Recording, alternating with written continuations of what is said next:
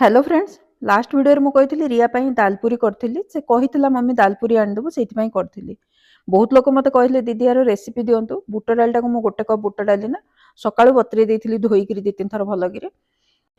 बुट डाली ना गोटे कड़े देती पानी देती बुड़ीक बेसी पानी ना जस्ट बुड़ीक रहा भाया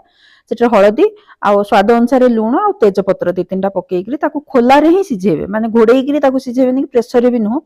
खोलार सिझिब माने सिझीज कि भितरटा टे टाण रमती सिझीज। एपटे गोटे तावारे मु कौन कर गोटे 1.5 चामच खंडे जीरा नहीं जाइए गोलमरीच 5-6टा कंचा लंका गोटे 2टा माने निज स्वाद अनुसार शुखला लंका 2टा खंडे अदा गोटे 1/2 इंच खंडे गोटे पीस आ रसुण 4-5 कूल माने प्रथम जीराटा को भाजीदेवे तापर सब पकईकि भाजी दिंतु टिके अल्प टाइम 2-3 मिनिट भाजी दिंतु से भितर बुट डालटा भी सिझीगला भलक माने टाण अच्छी कि सिझी जाइए देखो पूरा एमती बिली जीवन प्रेसर रहा कौन पूरा बिली जीव। तापर जो भजा मसलाटा को ना मिक्सी जार छोट जार पकईकि गुंड कर दियो गोटे गिनारे काढ़ी देछि गुंड करिकि तापर मो से जो बुट डालटा पूरा ठंडा हला पर ताकू से मिक्सी जार पकईकि ताकू भी माने गुंड कर दियंतु।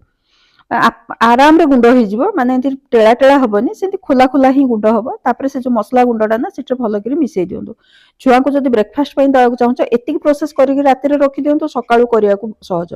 एबे टिके टेस्ट मान चाखी दिंतु जो लुण लगी कि नहीं लंका लगी कि नहीं कहीं कंचा लंका शुखला लंका गोलमरीच सब पड़ी राग तो हो जाए ठीक रे। अटारे मुझे जुआणी लुण देकर सफ्ट चकटे कहीं से भीतर पूरा दिहब ना से तापर से गोल गोल कर सुजी काकरा करते ना सेमती करी ना पूरा भी बेसी बेसी भरिक दिंतु फाटबनी से कहीं से पूराटा पूरा ड्राए थाए तापर पूरी छाणिक ना गरम गरम तेल उल्टे पाल्टे माने छाणी दिंतु। ये ना जर्नी भी बहुत भल आप चाहिए 2-3 दिन जाए से खराब होनी कहीं ड्राए जिन सब से अच्छी ना खराब हुए आ टेस्टी तो बहुत बढ़िया लगे आ खाली आचार करके खाई माने टेस्ट मन पड़े ना एबे भी लगुच खाईदेवी 2टा एत भल लगे मत तो मो छुआ को भी बहुत पसंद आसे। रिचा रिया 2 जन जाक बहुत पसंद एटा मो बिहारी जन फ्रेंड थे ना आइटमटा शिखी आपण मैंने भी बनईकि टेस्ट